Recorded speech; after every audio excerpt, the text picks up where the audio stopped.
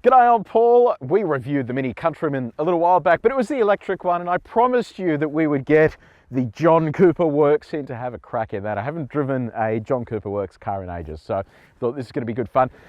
Now, these have grown in size. I mean, the Cooper Works that I drove last, actually, I've driven a few of them, but the one that I enjoyed the most was the supercharged generation in the standard Mini Cooper. It was such a fun car to drive. And now Minis are available in all sorts of sizes, including this, which is the Countryman. Shares a platform with BMW, so it is an SUV size vehicle, but it has all of the Mini highlights. And this here is the top spec. It's called the Mini Countryman John Cooper Works flavored. So the top spec, and it's priced at around $75,000. So a big old chunk of money, but this is a performance vehicle, and I want to see today how it goes despite the absolutely terrible weather. So it's going to be pretty hectic out there, but we'll see how we go.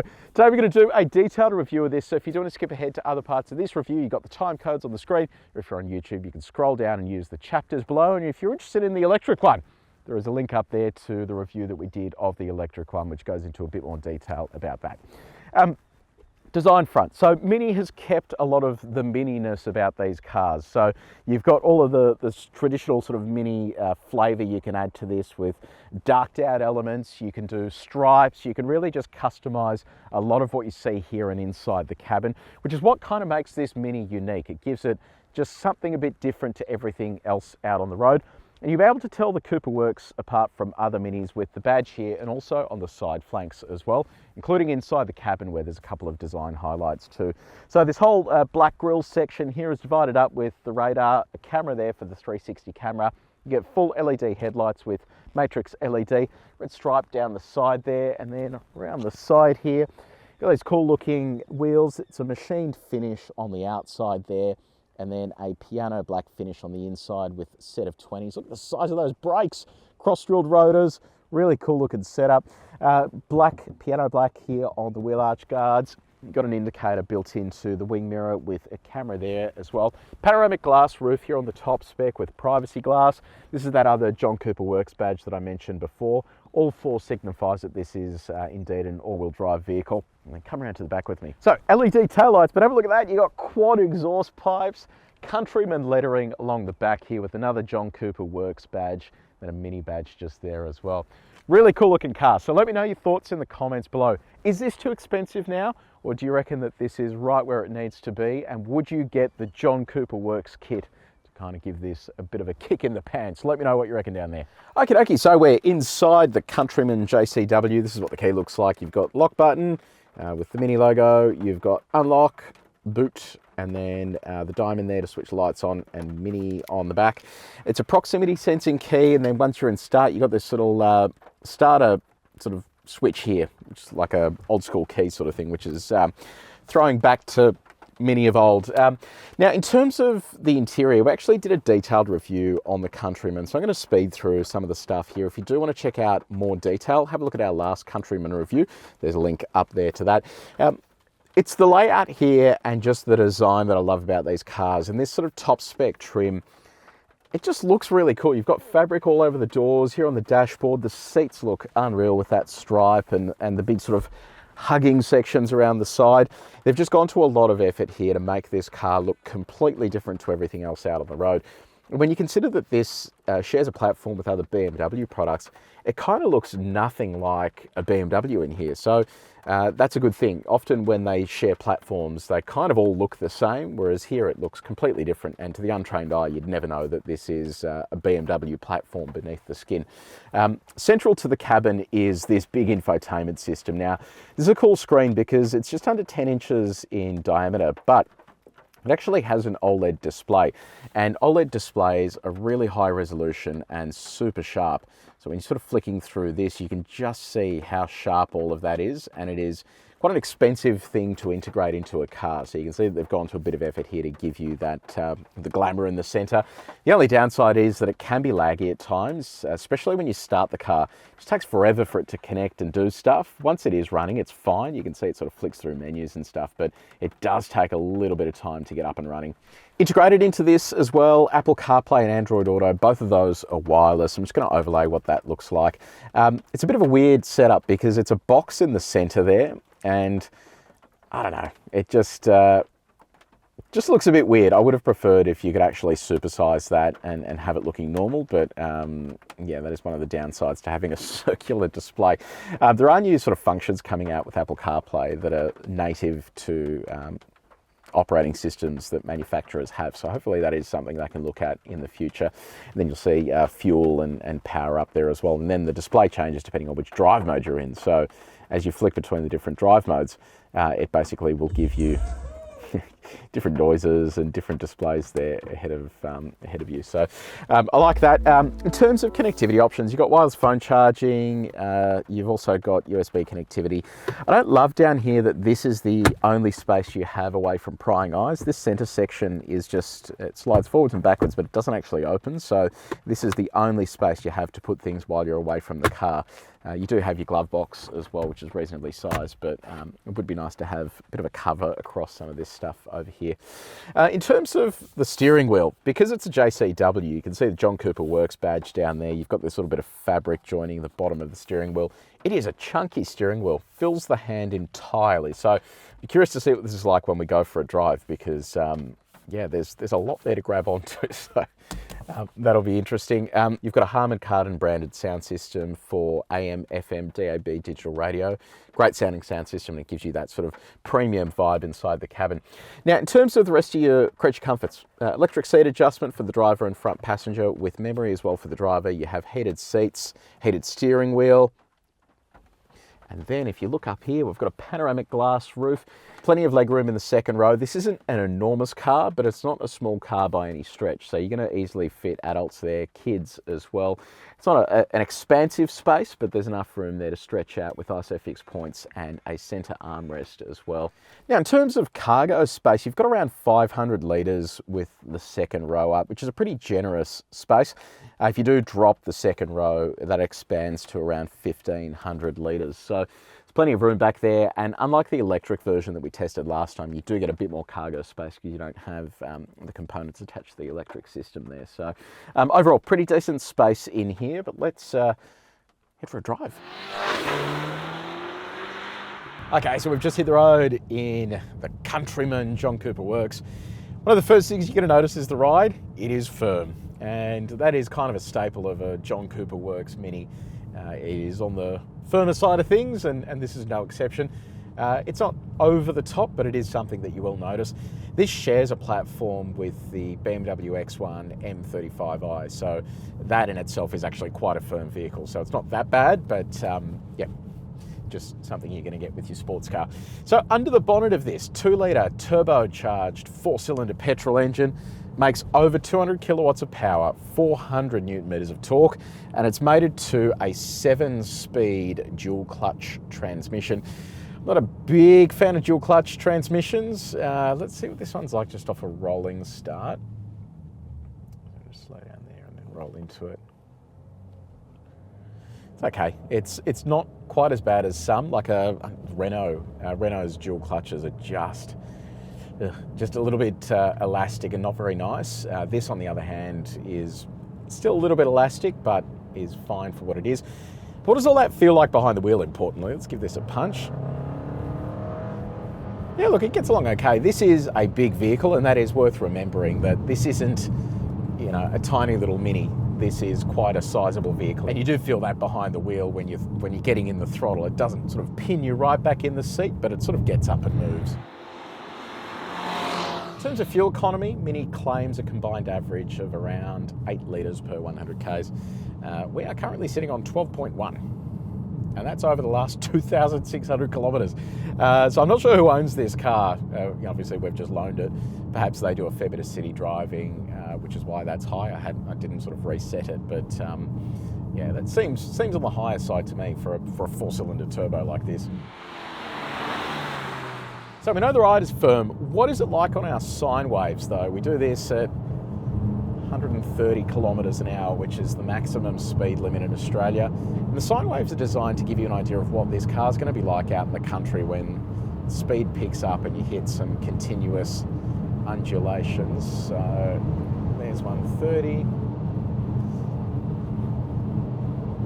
Yeah, nice. That actually works really well, and that is because it is a firmer ride. Typically what we find here is cars with firmer rides will handle the sine waves much better because they can control their body, but the downside of that is that the ride is a little bit firmer when you're driving around the city.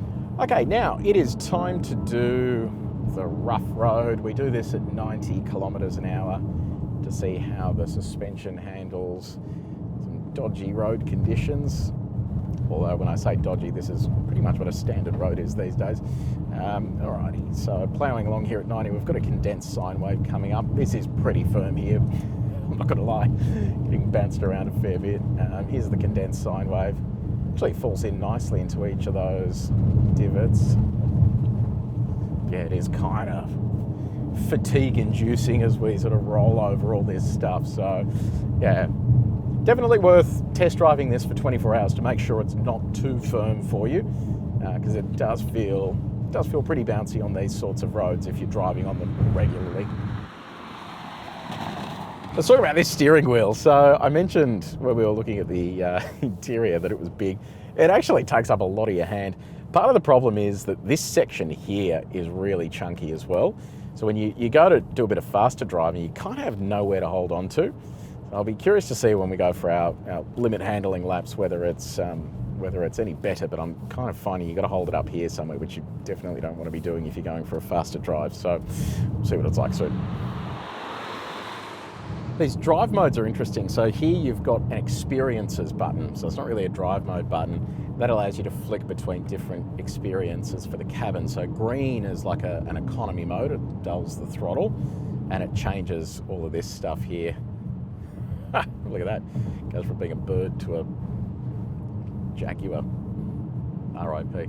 And then you've got, I don't know, personal, vivid, timeless. You know, they really do try and make these cars, you know, cool so that you feel like you're not just driving a BMW. But I reckon let's go up to the one we're all interested in, which is go-kart, which is the go fast mode. We'll activate go-kart. I'm going to put that into Sport Plus, steering behaviour, Sport, drivetrain, Sport Plus. Okay, let's go. All right, see what this is like. We'll go back to that main screen as well. I'm going to do a lap of the track here. We test all cars back to back in the same way, and this is absolutely hauling ass. That brake pedal feels amazing as well. It's got some really good bite.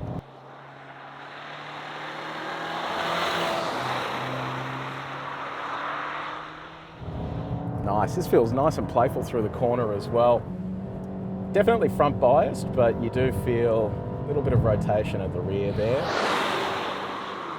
And it has got some go. You can see our power and torque meter just there. Still a fair bit of standing water here on the track, so I'm just going to be a little bit careful with the lines I take. Far out, this thing is hauling. Oh, and those brakes are fantastic. The pedal just bites so hard and with such confidence. You just feel like you're completely in charge of things. And to think that it's still actually quite damp out there at the moment, even though the sun's come out. This thing is holding on really nicely. It's got a well-sorted all-wheel drive system, and this is where that gearbox really comes into its own. It's shifting gears beautifully. Roll onto the throttle out of here. All right, there we go. Give these brakes a bit of a stab as well, see what that feels like. Yeah, nice. They are strong brakes. That is unreal. This thing goes like shit off a shovel. That is absolutely unreal. The one thing I did notice there, I did turn off all the interior fake sounds, and I cannot hear anything on the outside. And you know, the John Cooper Works thing for me is exhaust note and just the naughty nature of a tuned Mini. And the fact that I'm not hearing any of that at all. Let me just try now if I go back through the gears. I'm not even hearing cracks and pops. That's a bit disappointing, I reckon. You've got a quad exhaust pipe and I cannot hear anything inside the cabin. Hopefully it sounds better on the outside, but yeah, it is pretty numb experience in here. You do have a boost function, so if you pull and hold the left paddle, it will go into boost mode, and that will give you 10 seconds worth of rapid acceleration. So yeah, from all those fronts, it's pretty good. I like all this display, but just wish it had some noise. Just sounds like a bit of a vacuum cleaner. Now, road noise. There is a fair bit of it, and that is due to the sportier tyres, especially on coarse chip roads, highway speeds. You're going to hear a bit of sound coming into the cabin.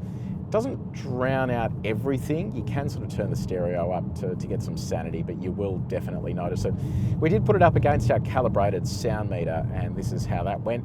If you do want to compare this car to others that we've tested before, there's a link in the description below. In terms of visibility, even though it is sort of SUV proportioned on the outside, it actually feels very car-like in here, and I can see down the front corners of the car. The wing mirrors reasonably sized. Visibility out the back isn't great. It's a fairly narrow window, but it's not too narrow that you can't see out of it. Okay, let's do a little bit of performance testing. I'm going to pop this into go-kart mode again. There is a launch control here. So we'll give that a crack. We're going to go 0 all the way through to 120. Okie dokie. So, all right, here we go. Nice. Whoa, bloody moving. Official time is 5 and a bit seconds. There's 120. Wow, that actually feels really fast once it's in its aggressive mini mode. Okay, so how did that go? That was 0 to 100, 5.3 seconds, so just bet the claim. 80 to 120, 3.26. That is missile quick as well. Very good. Let's see what the brake and tyre package is like. I'm going to do a stop from 100 here. See how that goes. Alrighty, here we go. Okey-dokey. It is still a little bit damp out there, so it's worth keeping in mind. Okay, so 100 to 0, 2.85 seconds, 38.95 metres. That's pretty bloody good considering it's still a bit wet out there, so very nice. Anything between 35 and 40 is an impressive stopping distance. Now, how quick does it go in reverse? Here we go.